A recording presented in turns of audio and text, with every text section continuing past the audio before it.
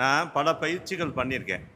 அந்த பயிற்சியினுடைய விளைவுகளுடைய முத்தாய்ப்பாக இந்த பயிற்சி எனக்கு அமைக்கப்பட்டது. எல்லா பிரச்சனைக்கும் மூல காரணமா இருப்பது மனம். மனத்துக்கு மூல காரணமா இருப்பது எண்ணங்கள். இந்த எண்ணப் பதிவுகளை எப்படி அகற்ற வேண்டும் அப்படிங்கிற பயிற்சி, இது ஆழ் மனத்தில் இருக்கக்கூடிய பிரச்சனைகளை எப்படி களையணும் அப்படிங்கிறதுக்கு நீங்க பயிற்சியை கொடுத்துருக்கு. இதெல்லாம் பயிற்சியை கொடுத்துட்டு சில பேர் முத்திரையோட நிறுத்திடுவாங்க.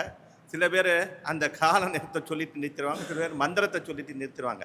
இந்த விஷயத்தில் என்னன்னா, மூன்றும் ஒன்றாக இணைக்கப்பட்டது. அதே சமயம் எந்த காலங்களில் செய்யப்பட வேண்டும் என்ற காலமும் கொடுக்கப்படுது.